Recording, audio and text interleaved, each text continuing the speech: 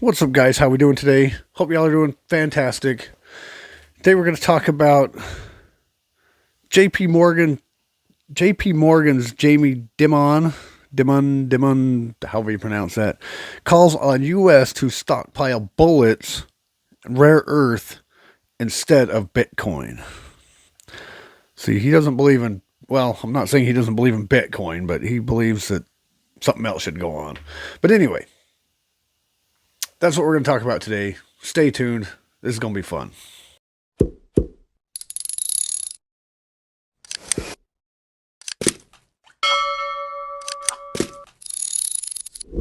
Okay, Simi Valley, California. The United States should stockpile guns, ammunition, and drones instead of Bitcoin, JPMorgan Chase CEO Jamie Dimon said on Friday at the inaugural Reagan National Economic Forum in California. I do have a video of him actually, but he said we shouldn't be stockpiling Bitcoin, he said when asked about how the industrial policy is entwined with national security policies during a panel. We should be stockpiling guns, bullets, tanks, planes, drones, rare earth. We know we need to do it. It's not a mystery. Anyway, I'm going to go on to where he's talking about this a little bit more. We're going to play that video right now. And it's spanning the last couple of administrations. Everybody devils in the details in terms of how the policies shake out across administrations. But I guess to that point, do we need to rethink what constitutes national security? I wouldn't rethink it. We know what constitutes national security. We need, I was saying we shouldn't be stockpiling Bitcoin. We should be stockpiling guns, bullets, tanks, planes, drones, rare earths. We know what we need to do. This is not a mystery. Did you say stockpiling Bitcoin? I said we shouldn't be stockpiling Bitcoin. Oh, it shouldn't be. Okay. We should be stockpiling bullets. Okay. The military guys tell you that, if there's a war in the South China Sea, we have missiles for 7 days. Okay, come on. I mean, we can't say that with a straight face and think that's okay. So we know what to do. We just got to now go about doing it. Get the people together, roll up our sleeves, have the debates, do some privately, do some publicly. JP Morgan is going to publish we call it the Defense Action Form, something that shows we don't leave excess surplus production capability for missiles or bullets or bombs. We don't have a military that can flexibly move money from. You see how quickly the software and hardware they need changes. So the military can't have a 30-year program. They've got to be able to cancel that drone program, build up that drone program, hire this person to do the software. We have to allow them to do multi-year budgeting. We essentially don't. The military tells me it costs them $50 billion a year, and we have to spend more. I mean, so I go on and on and on. We're going to lay out all these things and hopefully help.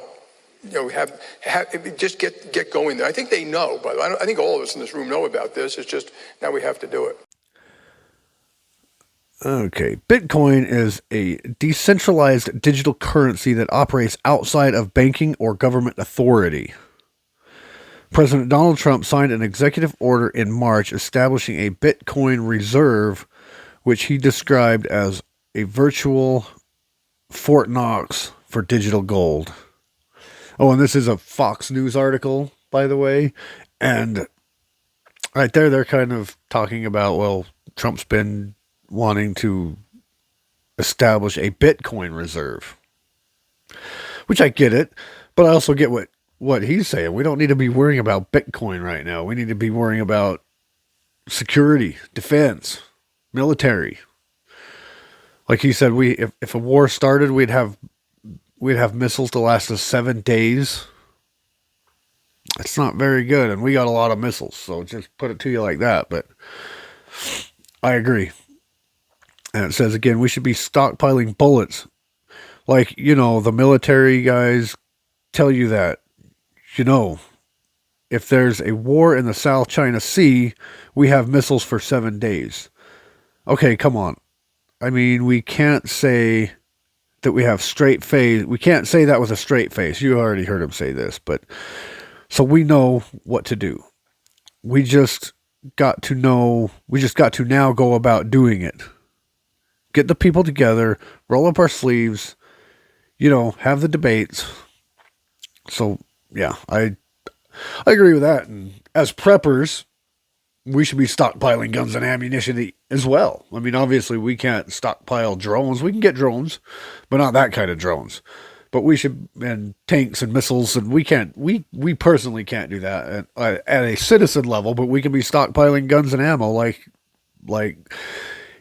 if he's urging the U.S. military to start stockpiling guns and ammo, you should be thinking about that on a personal level too. Let's get our guns and our ammo up, but make sure you have your food and water and all that stuff situated as well. Because as preppers, guns and ammo are down the list a little ways. You got to have food and water. That's first, and medical, and then guns and ammo. But it all kind of intertwines. You got to do all of it. But if they're telling me that the military needs to start stockpiling them, then we should be stockpiling it right along with them. And if he's saying that, we've seen before when things like this happen. Now would be a time, because if the military is stockpiling it, what's going to be hard to get? 5.56, 7.62 by 30 by 51, stuff like that. The NATO cartridges are going to be hard to come by if they start doing that. It can get a little scarce on our end, when the military starts stockpiling it, because they get first dibs. But anyway, Dimon joined a fireside chat during the Reagan National Economic Forum in Simi Valley, California, at the Reagan Presidential Library Friday for a sweeping discussion on the economy and how the world's tectonic plates are shifting.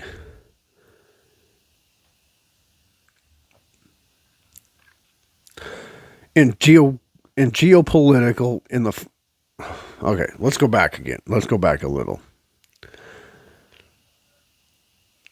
Dimon joined a fireside chat during the Reagan National Economic Forum in Simi Valley, California, at the Reagan Presidential Library Friday for a sweeping discussion on the economy and how the world's tectonic plates are shifting in geopolitics in the form of wars, proxy terrorists, and the political proliferation of nuclear weapons.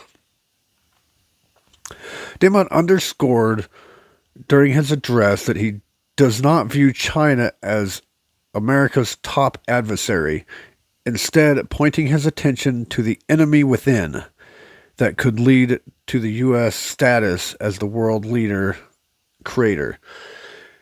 And I've been saying that for a long time. I don't know if I've ever said it on YouTube. I may have, but I don't really see China as being our top adversary, as being our top threat. I don't. I know a lot of you do. A lot of people do, but I don't. And the reason for it is because money, economics.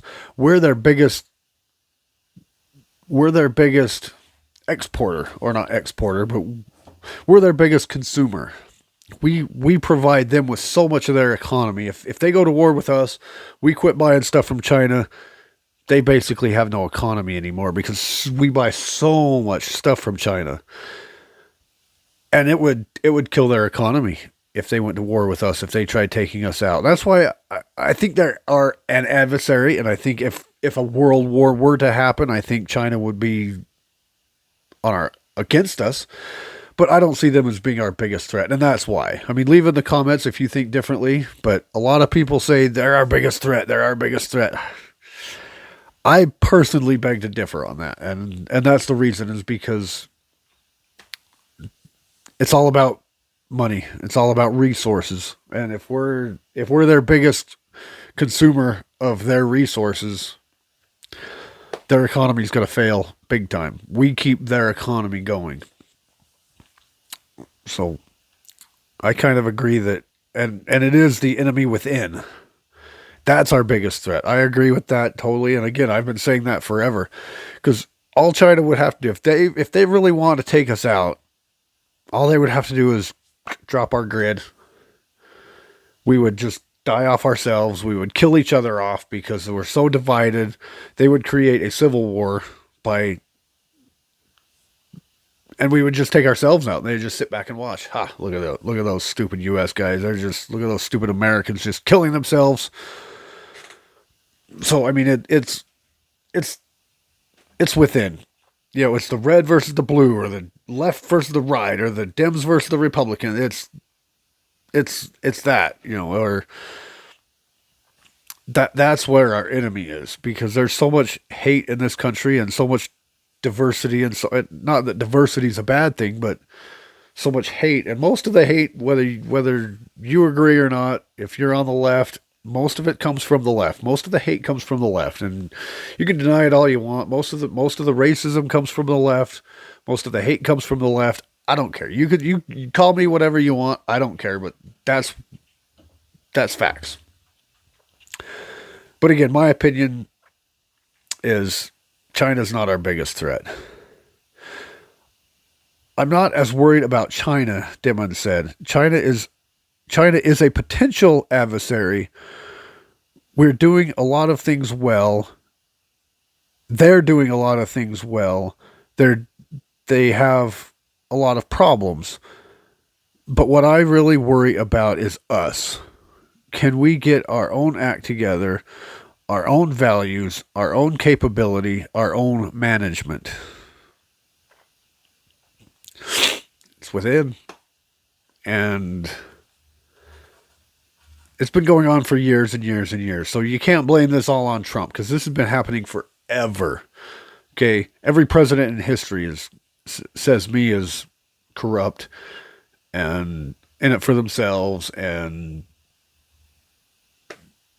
so I mean, if you blame it on Trump all you want, Trump, whatever. This has been going on for decades. I always get asked this question: are we going to be the reserve currency? He said, no. If we are not the preeminent military and the preeminent economy in 40 years, we will not be the reserve currency. That's just a fact. Just read history. We're going downhill, and we're going downhill fast.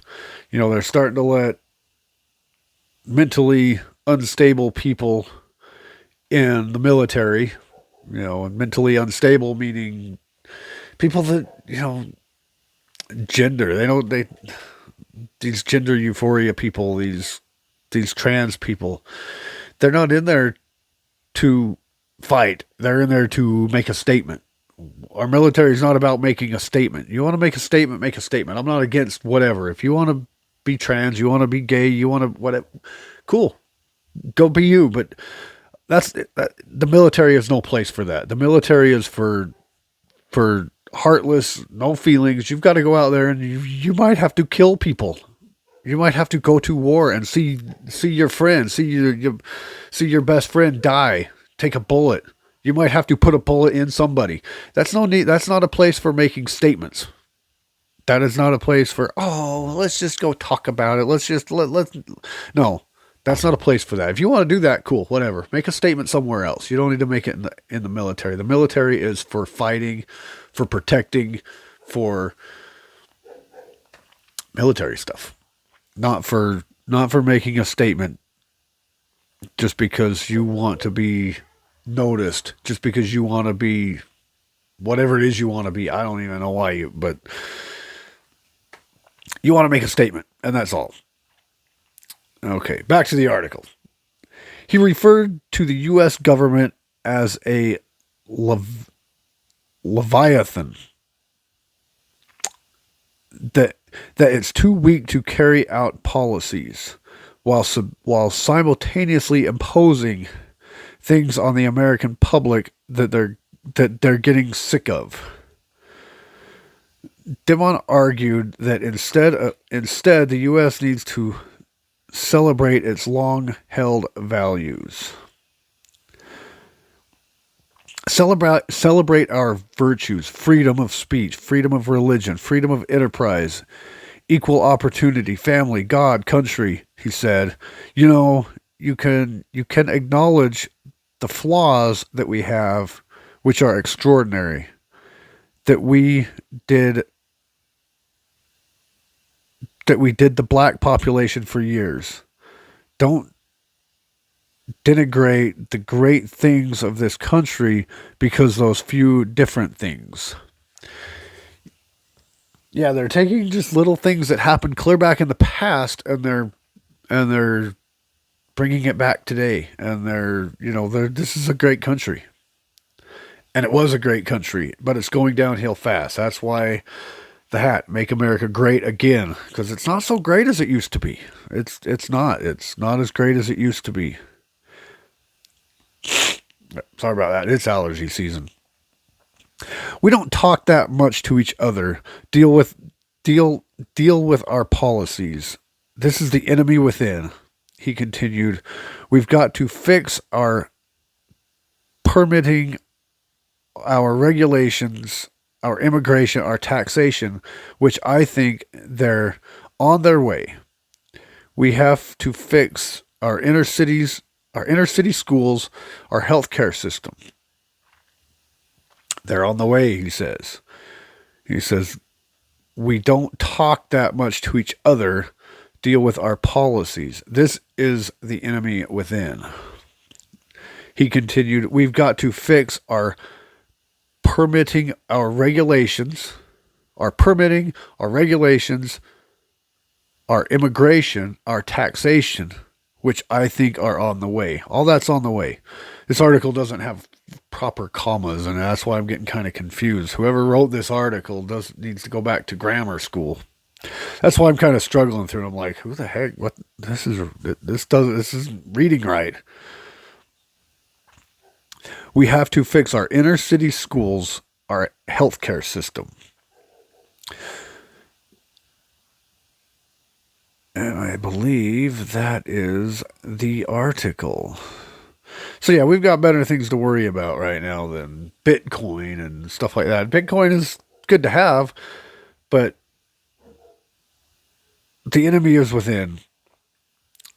Stockpile. Start stockpiling. You heard it here.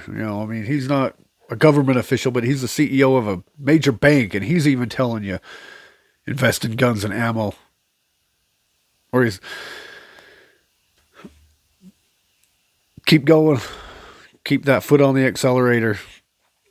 Don't quit. Don't stop. Don't stop your prepping. Don't stop your stockpiling. Food, water, medical.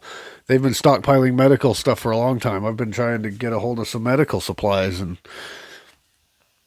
not that I can't, but some things are getting harder to get, and they go through their phases. They were doing medical supplies, get medical, and some medical was hard to get. Food, it's only a matter of time before you go to the store and there's no food left. There's another strand of COVID coming out that I don't know what's going to happen with that one. If everybody's going to go panic buy and whatever, who knows? We'll see. But if you're prep, it shouldn't bother you as much. If you have good preps, you shouldn't worry about it. But this could definitely put a damper on our ability to get certain types of ammo, certain grades, certain weight, certain types. Mostly the NATO rounds. They're gonna be off the shelves or jacked up prices. Maybe. I don't know. We'll see. We'll see how that goes. But if history repeats itself, they could definitely be harder to come by. Some of the more popular. So go get it now while you can. Anyway, do the YouTube stuff. Like, subscribe, comment, share. You know the drill. Keep yourself armed to some degree. Whatever you can legally carry, the most effective tool that you can to defend yourself. Stay alert. Stay aware. You never know what's around you. It could hit you at an instant. You never know. The world's getting crazy. Links below to support the channel and some of my other channels if you want. Appreciate y'all. Love you. See you in the next one.